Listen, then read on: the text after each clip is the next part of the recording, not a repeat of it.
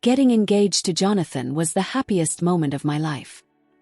He planned everything perfectly. A weekend getaway, a beautiful sunset, and the most heartfelt proposal.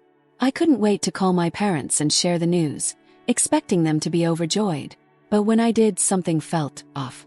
They congratulated me, but their tone was flat, almost forced, like they were holding something back. First, I thought I was imagining it. Maybe they were just tired or overwhelmed. But then my mom hesitated before saying, "We're so happy for you, sweetheart, but we might only be able to come for an hour." An hour. For their own daughter's wedding. My stomach tightened, but before I could ask why, my dad quickly added, "It's just, we have a lot going on." That was a lie, and we all knew it. Still, I tried to be understanding. "Okay, well, we'll figure something out," I said, forcing a smile. But then my mom sighed and gave me a look that made my skin crawl. "Actually, honey, maybe it would be best if you kept the wedding quiet. Just a small, private thing." My heart sank. My wedding, a secret. They weren't just being weird, they were hiding something. I blinked, trying to process what she had just said. "You don't want me to tell people I'm getting married?" My voice came out sharper than I intended, but I couldn't help it. My dad sighed, rubbing his temples. "It's complicated," he muttered. No, it wasn't. Either they were happy for me, or they weren't. And right now it felt like the latter. I tried to keep my emotions in check. "Complicated how?" Pressed, crossing my arms. My mom and dad exchanged a glance, like they were debating whether or not to tell me the truth. My heartbeat pounded in my ears as my mind raced through possibilities. Were they ashamed of me? Did they have a problem with Jonathan? Or was there something even worse? Finally, my mom spoke, her voice barely above a whisper. "It's just your sister," she said, and my stomach twisted into knots. "We don't want to upset Kelly." My breath caught in my throat. Kelly, of course. My younger sister had been ruining my big moments for as long as I could remember. And once again, my parents were bending over backward to accommodate her. Jonathan, who had been quietly listening, finally stepped in. "Wait, are you saying you want us to hide our wedding because of Kelly?" His voice was calm, but I could hear the disbelief underneath. My parents looked uncomfortable, but they didn't deny it. That was all I needed to know.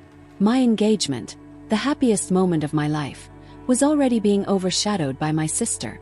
I clenched my fists, anger bubbling under my skin. "So let me get this straight," I said slowly. "Instead of telling Kelly to be an adult, you want me to pretend my wedding doesn't exist?" My mom flinched and my dad sighed heavily. Neither of them had an answer, 'cause they knew I was right. But that didn't mean they were going to change their minds. A part of me wanted to scream, but deep down I wasn't even surprised. I had spent my whole life being second to Kelly. This was just another reminder. But this time I wasn't going to let it slide. "No," I said firmly, standing my ground. "I'm not hiding my wedding. Not for Kelly. Not for anyone." My parents' faces fell, but I didn't care. I had a feeling this was just the beginning. I should have known Kelly was behind this. She always was. My parents looked at each other, silently deciding who would break the news. Finally, my mom sighed. "You know how Kelly gets," she started, like that was supposed to explain everything. And in their minds, it probably did. My entire life had revolved around keeping Kelly happy. I had been conditioned to expect this. I crossed my arms, waiting. "And," prompted. My dad cleared his throat.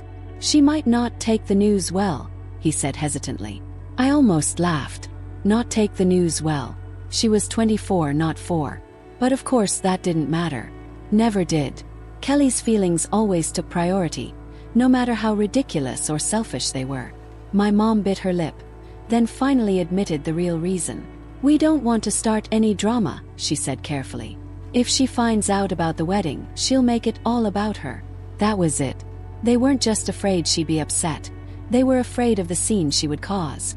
The tantrums, the crocodile tears, the endless attention-seeking. And instead of standing up to her, they expected me to bend. I let out a hollow laugh. "So let me get this straight," I said. "Your solution isn't to tell Kelly to act like an adult. It's to ask me to hide my wedding." My mom flinched. "It's not like that," she insisted. "We just want to keep the peace." Peace. That was what they always said when they wanted me to sacrifice my happiness for Kelly's ego. Jonathan let out a sharp breath next to me. "Wow," he muttered. "That's insane." My parents both stiffened, but I didn't care. You do realize what you're asking, right? Press.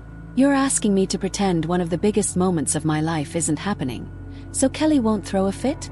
My dad exhaled, rubbing his temples like he was the one suffering here.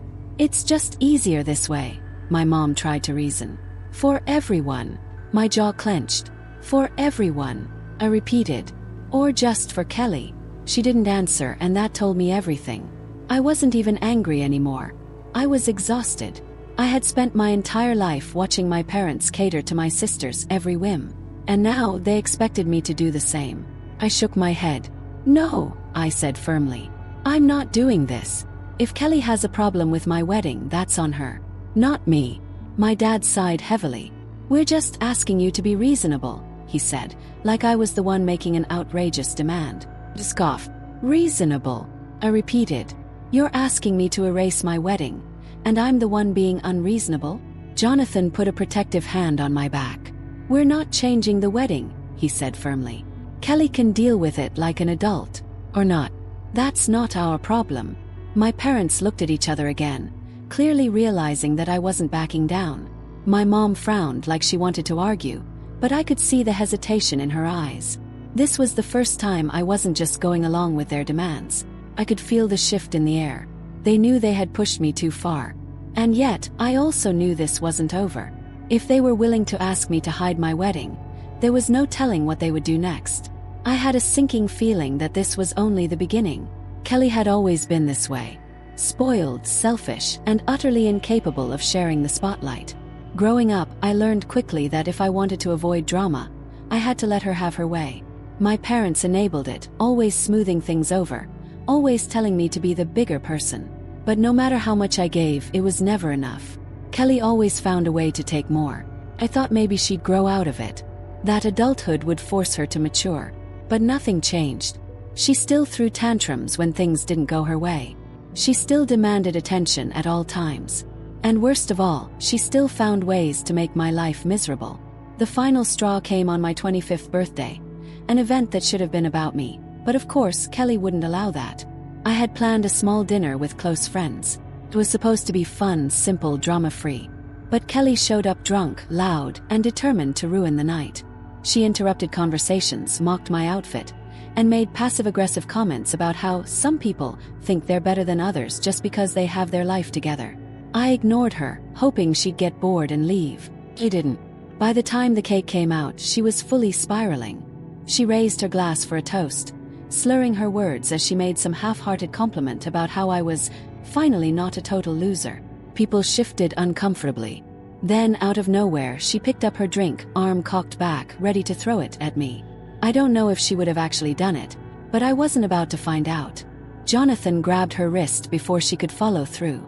That's enough, he said sharply. Kelly gasped, all fake innocence. Relax, it was just a joke, she whined, but nobody was laughing. I was humiliated. My birthday, completely ruined because Kelly couldn't handle not being the center of attention. That night, I made a decision. I was done with her. The next morning, I blocked her on everything. Social media, phone, email. I didn't make a dramatic announcement. I didn't tell her off. I just cut her out like a tumor. And honestly, felt incredible. But my parents didn't see it that way. They called me over and over, saying I was being too harsh, and that family shouldn't shut each other out. I refused to budge. They begged me to at least talk to her. But why should I? She had never apologized. Never even acknowledged what she did. In her mind, she had done nothing wrong. And my parents, they refused to hold her accountable. They just wanted me to sweep it under the rug like I always had. But I was done playing that game. If they wanted to cater to Kelly, fine. I wanted no part of it. For 2 years, I didn't speak to Kelly. No birthday messages, no family gatherings, nothing. And for the first time in my life, I felt free. But now, with my wedding approaching, my parents were trying to drag me back into the mess. They wanted me to pretend nothing had happened, to erase my boundaries just to keep Kelly from throwing a fit. I refused. I had already lost too much to her. But deep down, I knew Kelly wouldn't let it go that easily. If she found out I was getting married, she would make it her mission to destroy it. My parents thought they were preventing drama by keeping it a secret. But I knew the truth. This wasn't over. Not by a long shot. The irony of all this. Kelly had already had her moment. A year ago she got married, and my parents expected me to drop everything and be there. They acted like nothing had happened, like she hadn't humiliated me on my birthday, like we were still close. When I told them I wasn't going, they were stunned. "But she's your sister," my mom had said, like that meant something. I stood my ground. "I don't care," I told them. "She made her choices and I've made mine." They tried everything.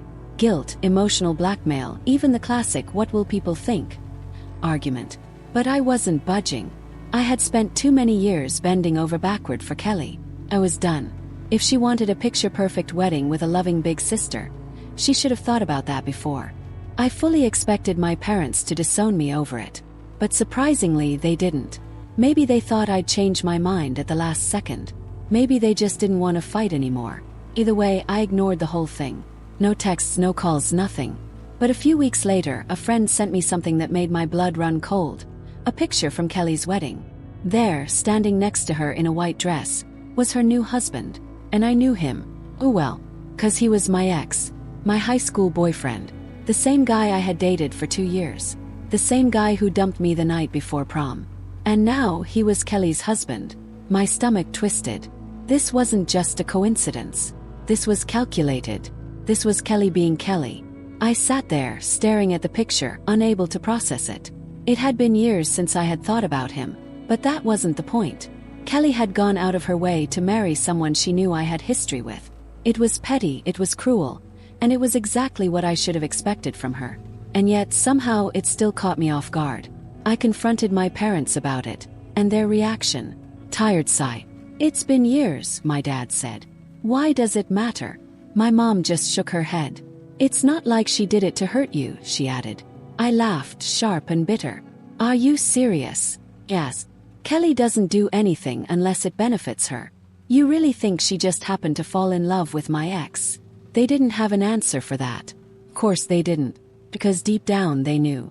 But instead of acknowledging it, they did what they always did. Downplayed, excused, avoided. "It's just a wedding," my mom insisted. "Let it go." But it wasn't just a wedding. It was proof that Kelly would never change. Proof that she would always put herself first, no matter the cost. For a brief moment, I considered reaching out to Kelly. Not to reconnect, just to ask why. But then I stopped myself. What would be the point? She wouldn't admit it. She wouldn't apologize. She would just smirk and say something like, "Well, you didn't want him anyway, right?" And I wasn't giving her that satisfaction. She had already taken enough from me. Instead, I decided to move on. She had her wedding, her moment, her stolen victory. Good for her. But I wasn't going to let her steal anything else. Not my peace, not my energy, and definitely not my wedding. My parents had made their choice. They had sided with her like always. But this time I wasn't going to stand by and let it happen. I sat with my parents' words for a long time. Longer than I should have. "Just keep it quiet," they had said. "It's easier this way." But easier for who? Certainly not for me. Not for Jonathan. Not for anyone who actually cared about this wedding for the right reasons. No, this was about Kelly. It always had been. And I was finally done letting her control my life. The next day I called my mom. "I've thought about what you asked," I said. I could hear the hope in her voice when she responded. "Oh, sweetie, I'm so glad." I cut her off. "You and Dad are uninvited." Silence. Sharp, stunned pause. Then, what? Like she couldn't believe I would ever put my foot down. Like the idea of me standing up for myself was unthinkable. I took a deep breath, steadying myself. "You made it clear where your priorities are," I said. "And it's not with me. So I'm making this easy for you. You don't have to worry about how to handle Kelly. You don't have to pretend my wedding isn't happening. You just won't be part of it." My mom gasped like I had physically slapped her. "You can't be serious," she whispered. "Oh, I am," I assured her. "This isn't a discussion." The dam finally broke. She launched into full panic mode, rambling about how I was overreacting, how family was supposed to stick together, how they were only trying to do what was best for everyone. "No," I interrupted. "You were trying to do what was best for Kelly. And I'm done being sacrificed for her." She tried to guilt-trip me. She cried. She begged. But I didn't waver.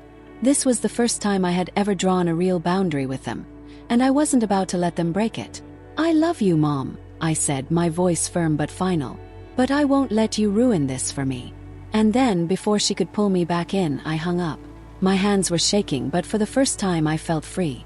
Jonathan pulled me into his arms. "I'm proud of you," he murmured. And I knew he meant it. Because this wasn't just about the wedding. It was about years of being pushed aside, years of being told to make myself smaller for the sake of someone else. It was about finally choosing myself. And for once, I didn't feel guilty about it. Felt relieved. The wedding went on as planned, without my parents. And you know what? It was perfect. Surrounded by people who actually loved and supported me. I felt something I hadn't felt in a long time. Peace. No drama, no tension, no walking on eggshells. Just happiness. And the best part, Kelly never even showed up. My parents must have told her to stay away, for once. I haven't spoken to them much since then. Occasionally, my mom will send a message, testing the waters. But I haven't been in a rush to respond. Because the truth is, I don't miss the version of family they offered me. I don't miss being second to Kelly. I don't miss feeling like my feelings don't matter. I've built a life where I don't have to fight to be respected. And I'm not giving that up. Not for them, not for Kelly, not for anyone.